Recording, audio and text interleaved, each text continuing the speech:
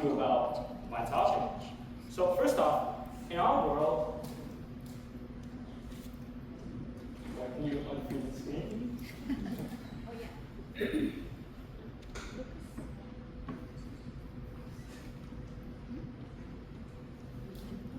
Okay, so in our world, there are a variety of different types of intelligences that we use every single day unconsciously, such as your IQ, which stands for your intelligence quotient. We also have your EQ, which is our emotional quotient that we need. And with all these other amazing EQs and IQs and related topics that we have that I can't pull up right now, but maybe you'll see in a minute. Sorry. Right, so here's all of them right here. You can take a look, right? We use all of these unconsciously to help us perform all of our tasks. But today, I want to emphasize on our emotional intelligence.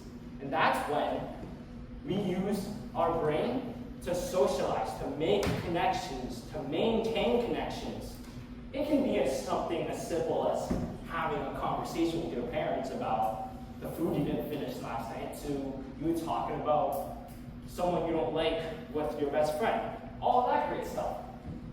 But the issue is society definitely highlights our IQ more than our EQ.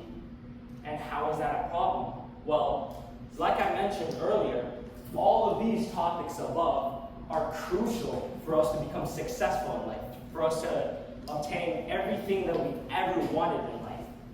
But because society has focused so much on our IQ and have neglected all these other amazing types of intelligences, we started to lose our ability to maintain conversations, to exchange relationships, all these things that make us human.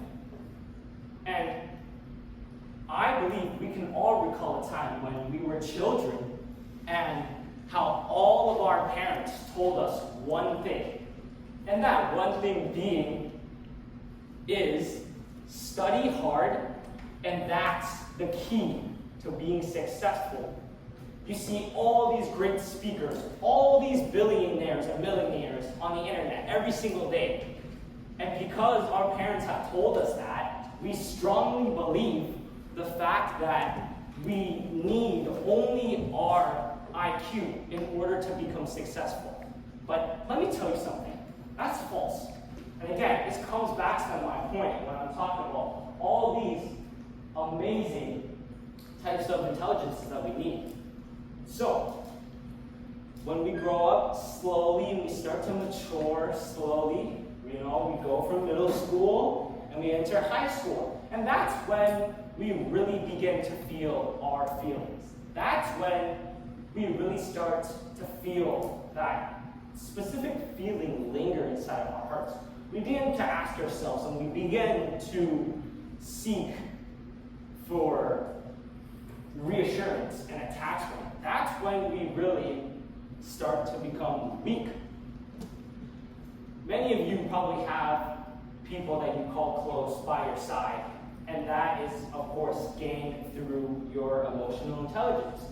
But the thing is, all of you are on a different level of emotional intelligence here. Some of you may be extremely emotionally intelligent and are able to maintain friendships or relationships for a lifetime. But some of you may be just getting started and still trying to build up your EQ more than anything right now. And let me tell you, that's okay. Because this process is going to take a while. And EQ takes a lot of time and patience to learn. And I've learned that through experience.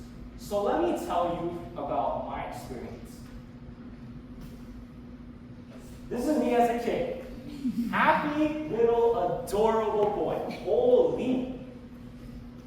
So, this boy knew nothing about emotional intelligence or any other type of intelligence. All he knew was inquiry intelligence. And guess what? If you're from an Asian family, that's the tradition because you gotta get those good marks, those 99% to 100% in math. That's what it always was for Asian people. But when I grew up and I went into high school, I started feeling something I've never felt before. I started talking to more peers around me, and I realized that something felt wrong. Something didn't feel quite right. I feel like I was losing myself in a sense, and I didn't know what to do. So, what I did was I went on YouTube and I searched up how to deliberately change myself. That's what I searched up. And I went through so many videos, but I remember this one specific video that would change me forever. This specific video told me the fact that I needed to work out all the time, 5 days a week. That's what he said. He told me, this guy in the video, he said, you need to work out 5 days a week. Okay? And then what? Change my sense of style?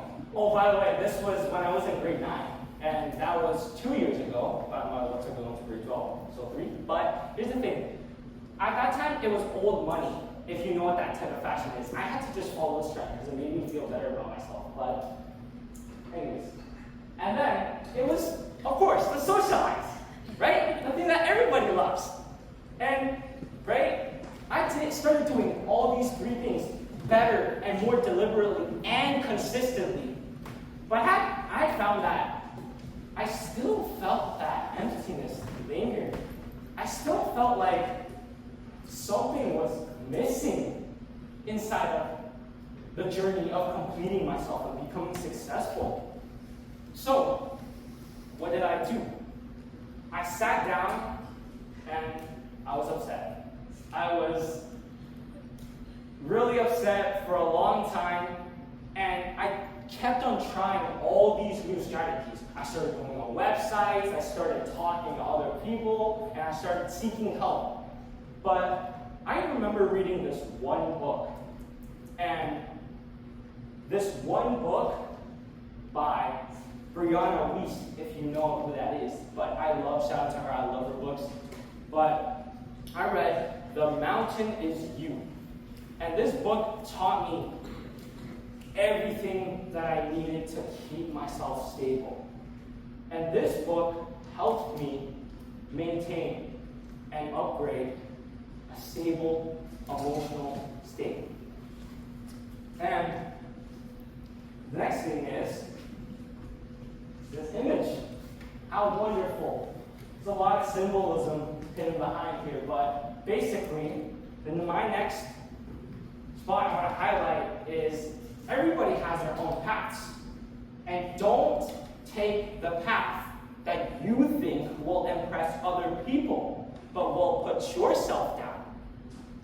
Many of us go through life choosing pathways that are not crucial for our own success, but are crucial in order for us to become more visible and more praisable towards our peers. And let me tell you, that puts you in a horrible spot. It's a bad place to be in because it locks you up and it makes you think that you're worth nothing if nobody compliments you or if nobody notices you. Now let me tell you this. You are worth so much more than you give yourself credit for. If somebody ever decides to insult you, please don't take that so personally because it is actually something they're dealing with themselves. People release bad energy onto you in order for them to resolve the pain that they can't fix by themselves. Which is exactly why I think that energy is the real currency in this world. Well, yeah, there's money, there's, transactional goal, debt, there's all this actual stuff. But when we're talking about emotional intelligence, energy is key. What is energy? Well, it's simple. It's the good morning you give to your neighbor every single day you see them. It's the appreciation that you give to your parents. It's the love that you spread because you're such a wonderful individual. And what happens when we use too much of our energy? We get too tired, we begin shutting down, and that is why there are emotionally intelligent people, but they are emotionally unavailable. You see this? This is another image, but of course there's meaning behind it. And this is just to continue on with what I was saying earlier. Do you see how, let's think more than one, but you see how number 2 and number 3 are so unhappy? And imagine this, you're at an Olympic racetrack. You guys are all cheering for the amazing people. Wow, look at them. They're up here, they're on a pedestal. They won 1st, 2nd, and 3rd place. How great. But let me tell you why this person, why number 1 is happy. Because he truly worked hard to get here and to do something for himself. This wasn't for anybody else. It was for himself. So he's so grateful and he loves himself because of this. But look at number 2 and number 3. What do you think happened to them? Well, they're the type of people who I was just talking about. They're the type of people that was working for other people. Their success is not their true success. Surely they worked for it, absolutely. Do they deserve it? Absolutely. But the issue is, it's not for them. It's to show off to other people. And listen, who are you with 24/7? Yourself. Who are you going to die with? Yourself. So you might as well respect yourself and take care of yourself now, because that's the person you're going to be with for the rest of your life. Treat yourself like you would treat the person that you might hold on a pedestal. And don't do that because that is a form of obsession. And that's going to get you emotionally unavailable. So, I also want to emphasize that if you put someone on a pedestal and you value them so much, so high, what do you think they're going to treat you like? Think of artists when they see their fans. Some have an exception that they might talk to their fans a lot more, but in general, they won't care about you. You put someone so much and so high on a pedestal, they'll look down at you and say, hey, I don't really care about you. So that's why you should treat everybody on a scale of equality, except for the people who don't like, but that's a different story. And this is one thing I wanted to emphasize. This was another book that I read. Anybody know about Mel Robbins in this room? The Let Them Theory? Yeah, absolutely. So this is for those who are struggling emotionally. And this is for those who are just a little bit more sensitive when it comes to emotionalness. So we have, if they want to leave, let them. If they choose someone else, let them. And it falls behind the idea of letting other people decide what they want. And then there's another part that doesn't show, which is let me. So it's let them and then let me. It's let them do their thing that's out of your control, and then take back control back into your own hands and resolve it from there. So let's say a person on the street you never knew started rambling about, how much they hate you, how much, bad makeup you're wearing. Well, you know what? You say, this is what you should do. You should say, let them judge me. Because I'm confident in who I am. I know where I want to be. I have goals. I have things I want to achieve. So they're confident, so they're judging me means nothing to me. I'm going to preserve my energy. I'm going to pour it all back to myself. I'm going to make sure I'm happy. And honestly, it's simple. All of these things that I mentioned are simple, but not easy. Simple and easy are two different terms. Being yourself is the best you can do for yourself and other people, because you'll be able to attract the people that actually want to be in your life. Because what happens if you don't be true to yourself and you're not being your authentic self? You attract people you don't want to be around. They don't want to be around you either. So it's a waste of energy. And what I love about this topic is once you've really sat down and listened to yourself and talked to yourself about certain situations, you'll be able to see the world much clearer. You'll be able to have a good discernment towards people that are not healthy to you. You'll be able to sit there and disregard all these people that are rude to you and have no meaning in life. And no disrespect what I mean by that, but it's just the best way to be your authentic self. And here are some tips I would give for those of you who are struggling right now.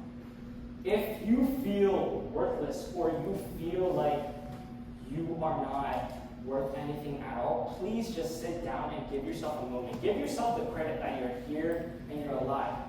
And the fact that sometimes you might not feel like you're not trying, but being here, doing what you have to do is yourself appreciating yourself.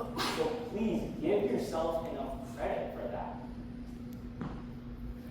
And I cannot emphasize enough the fact that success isn't measured by what other people think you should be. You know, you should definitely sit down and maintain your goals and set goals for yourself. And just in general, if you want to become successful in life, you need all the other types of intelligences I've shown, right? To be successful. That's what everybody wants to be. If you want to be ambitious, be ambitious. If you want to be funny, be funny. Whoever you want to be. If you want to go to University of Waterloo, go to University of Waterloo. If you want to go to McMaster, go to McMaster. Make your own decisions. And don't fall under that self-improvement trap. And don't get so caught up in trying to improve yourself to the point where you lose yourself because you hear some guy on the internet say, oh, you have to do this, you have to do that. No. Be your authentic self. And that's the best you can do for yourself. And that's how you say thank you to yourself. And that's all. Thank you very much.